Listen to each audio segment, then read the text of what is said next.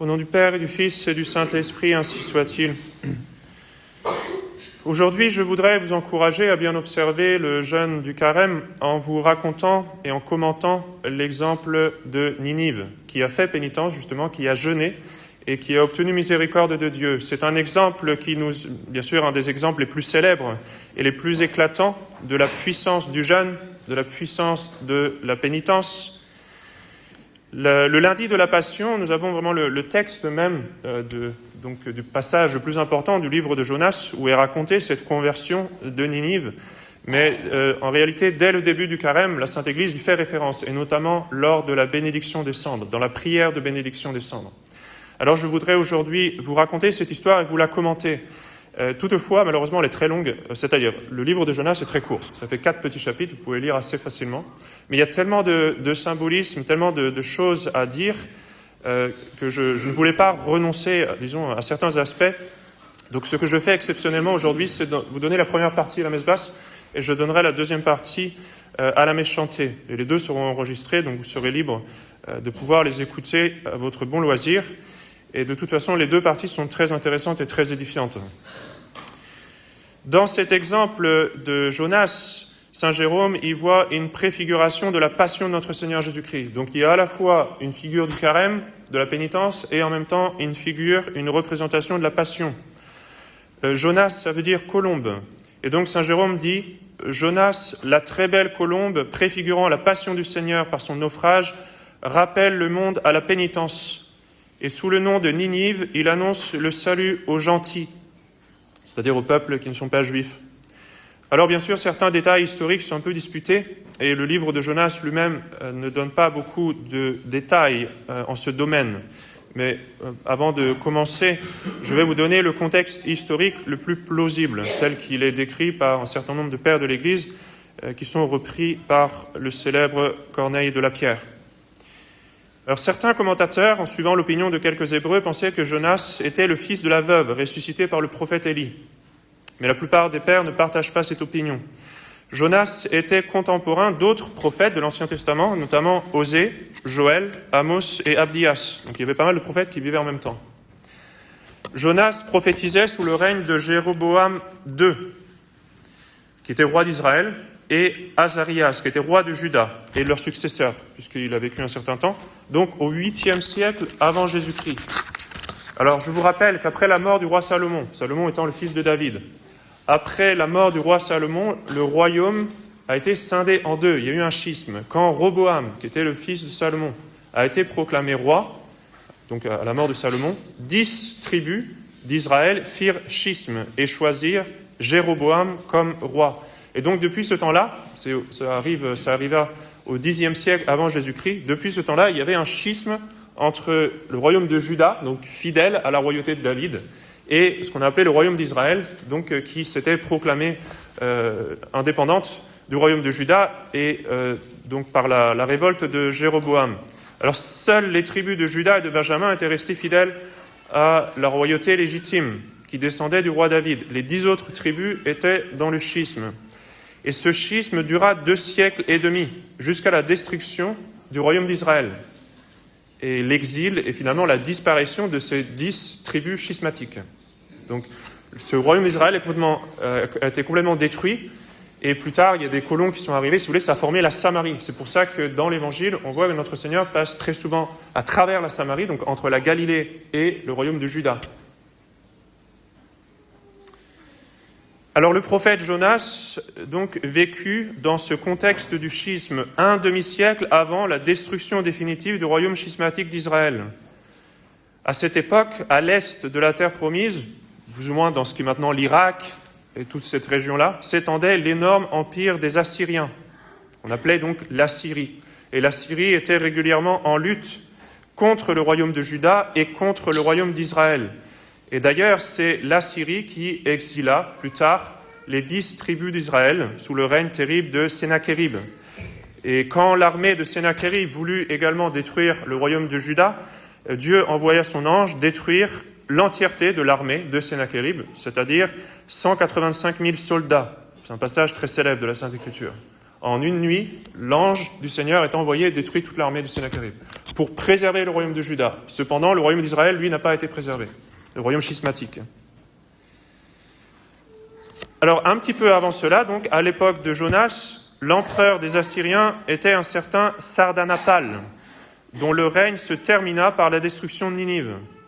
Alors, ce roi de Ninive, qui s'appelait Sardanapale, est même connu des Grecs et des Romains. Dans la littérature gréco-romaine, il était présenté comme un homme de mœurs dissolues, qui s'habillait en femme, qui se maquillait, qui se comportait vraiment comme un efféminé, qui vivait dans la luxure, dans le luxe, dans la débauche la plus totale, commettant le mal tant avec les hommes qu'avec les femmes. Et donc, sous le règne de cet homme inique, Ninive était devenue une ville de débauche éhontée et d'un orgueil inégalé, donc en toute impunité. Et donc Jonas a été suscité par le bon Dieu à ce moment-là, pour inviter la ville de Ninive à la pénitence en lui annonçant sa ruine prochaine. Alors bien sûr, si vous connaissez un peu l'histoire, vous savez que Jonas, dans un premier temps, ne veut pas y aller, mais il y est contraint. Donc on va revenir là-dessus tout à l'heure. Ninive fait pénitence, Dieu épargne la ville. Après cela, un peu plus tard, cependant, Ninive retombe dans ses péchés, dans sa débauche, dans son orgueil. Et le bon Dieu envoie plus tard un autre prophète, le prophète Nain, pour la prévenir de sa destruction prochaine. Mais Ninive, récidiviste et sans repentance, fut définitivement détruite en l'an 612 avant Jésus-Christ. Donc vous voyez qu'il y a eu 2 fois un appel à la pénitence. Le premier a été écouté, c'est celui qui nous est présenté pendant le carême comme exemple. Mais il y a eu un deuxième appel à la pénitence sous le prophète Nain qui n'a pas été écouté et finalement Ninive a été entièrement détruite. De façon allégorique, le prophète Jonas fut une préfiguration du Christ, appelant les gentils à la foi. Et quand Jonas a été absorbé, avalé par une baleine et délivré le 3e jour, eh bien sûr, en tout cela, il préfigure la passion du Christ, le Christ mourant et ressuscitant. Dans l'Évangile, notre Seigneur a des paroles très dures pour fustiger l'incrédulité du peuple juif, et il leur annonce la destruction de Jérusalem, un peu comme Jonas a annoncé la destruction de Ninive. Et dans l'Évangile, notre Seigneur se compare lui-même à Jonas, en effet. Donc au chapitre 11 de Saint Luc, voici ce qui est dit. C'est notre Seigneur qui parle aux Juifs incrédules. « Cette génération est une génération méchante. Elle demande un signe. Et il ne lui sera pas donné de signe si ce n'est le signe du prophète Jonas. Car de même que Jonas fut un signe pour les Ninivites, ainsi en sera-t-il du Fils de l'homme pour cette génération. La reine du Midi se lèvera lors du jugement contre les hommes de cette génération et les condamnera, car elle est venue des extrémités de la terre pour entendre la sagesse de Salomon. Et voici qu'il y a plus que Salomon ici. Les Ninivites se lèveront lors du jugement contre cette génération et la condamneront, car ils ont fait pénitence à la prédication de Jonas, et voici qu'il y a plus que Jonas ici. » Effectivement, cette génération de Ninive qui a accueilli la prédication de Jonas s'est sincèrement convertie. Ce n'est qu'après que leurs descendants se retombaient dans leurs péchés. Alors reprenons l'exemple de pénitence de Ninive et de la prédication de Jonas. On va seulement commencer. On terminera donc à la 2e messe.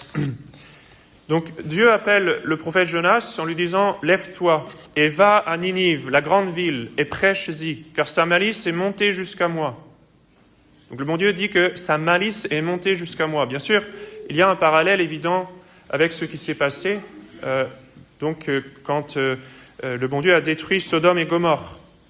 À propos de ces villes, le bon Dieu avait dit « Le cri de Sodome et de Gomorrhe s'augmente de plus en plus, et leur péché est monté jusqu'à son comble. » Et effectivement, finalement, les mœurs de Sodome et Gomorrhe étaient très semblables aux mœurs de Ninive, au temps de Jonas.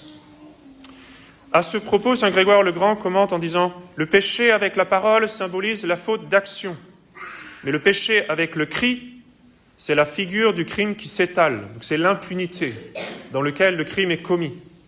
Bien sûr, tout péché appelle la vengeance de Dieu, la punition, mais en particulier le crime qui se commet dans l'impunité et dans l'orgueil.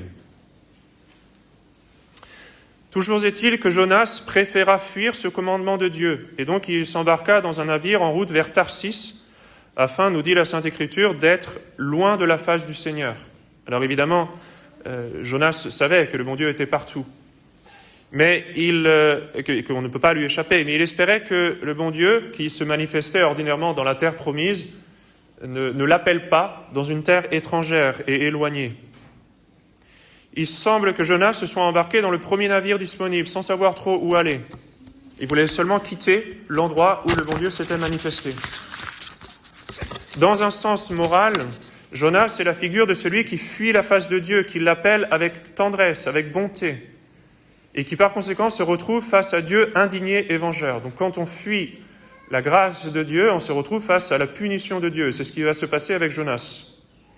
Donc cet épisode du livre de Jonas nous apprend à ne pas fuir l'appel ou la vocation ou les inspirations de Dieu, pour ne pas se retrouver dans l'incertitude des flots de la mer, donc dans lequel se retrouve Jonas, qui représente l'inquiétude et le danger des créatures et qui mérite la vengeance de Dieu, soit dans ce monde, soit dans l'autre.